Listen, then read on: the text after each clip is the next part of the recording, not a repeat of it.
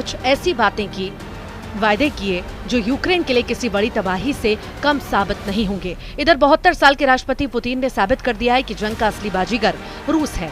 हम आप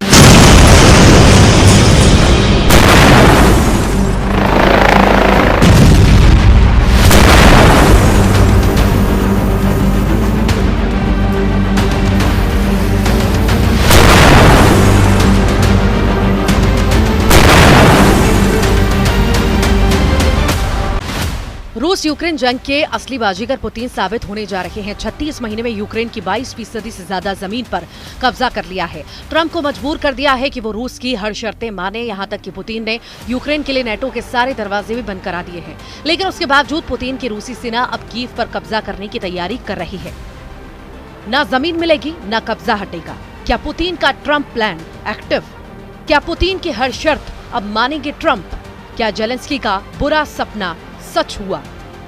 24 घंटे पहले 78 साल के अमेरिकी राष्ट्रपति ट्रंप ने राष्ट्रपति पुतिन के साथ फोन पर 90 मिनट तक कुछ ऐसी बातें की, वायदे किए जो यूक्रेन के लिए किसी बड़ी तबाही से कम साबित नहीं होंगे। इधर 72 साल के राष्ट्रपति पुतिन ने साबित कर दिया है कि जंग का असली बाजीगर रूस है। हम आपको युद्ध विराम को लेकर जो खबरें पश्चिमी और रूसी मीडिया में तेजी से वायरल हो रही हैं, उसकी एक एक डिटेल दिखाएंगे। हम आपको ये भी बताएंगे कि पुतिन और ट्रंप युद्ध विराम के लिए सऊदी अरब को क्यों चुन रहे हैं।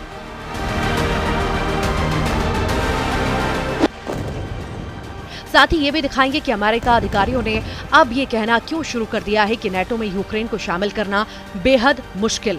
ट्रंप ने यह भी इशारा क्यों किया है कि रूस ने लगभग 3 साल की जंग में जो जमीन यूक्रेन की कब्जा ली है, उसे रूस से वापस लेना लगभग असंभव है। ऐसे में सवाल उठता है कि क्या ट्रंप पुतिन की हर शर्त मानने को तैयार है?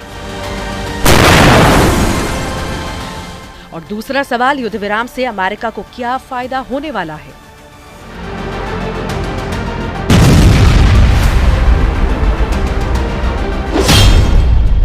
लगभग 36 महीने की यूक्रेन जंग में पुतिन के रूस ने न सिर्फ यूक्रेन को तबाह कर डाला, बल्कि 32 देशों से बने नेटो को भी समझा दिया कि रूस को हराना नामुमकिन है। हैरानी की बात तो यह है कि जिस वक्त पुतिन और ट्रंप फोन पर युद्ध विराम को लेकर बातचीत कर रहे हैं, उस वक्त रूसी सेना यूक्रेन की राजधानी कीव पर अंधाधुंध हवाई हमले कर रहा था।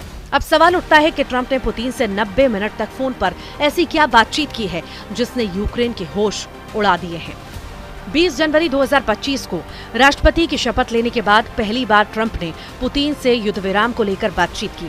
अमेरिका और रूसी मीडिया का दावा है कि ट्रंप और पुतिन के बीच लगभग 90 मिनट तक वार्ता हुई। दावों के मुताबिक पुतिन ने ट्रंप से 2 टूक कह दिया है कि रूस यूक्रेन के उन इलाकों को नहीं छोड़ेगा जिसे रूसी सेना ने पिछले 36 महीनों की जंग में कब्जा किया है। दावा किया जा रहा है कि ट्रंप ने पुतिन से कह दिया है कि वो इस पर विचार करेंगे। इसके अलावा पुतिन फोन वार्ता पर यह भी साफ कर दिया है कि यूक्रेनी इलाकों को पॉजिटिव जवाब दिया। इसके अलावा पुतिन की तरफ से तीसरी और सबसे अहम शर्त ट्रंप के सामने रखी गई है। वो किसी भी हालत में यूक्रेन को नेटो का सदस्य देश नहीं बनाया जाएगा। ट्रंप ने इस शर्त पर पुतिन को भरोसा दिलाया कि ऐसा ही होगा, यानी यूक्रेन अब नेटो का सदस्य देश नहीं बन पाएगा।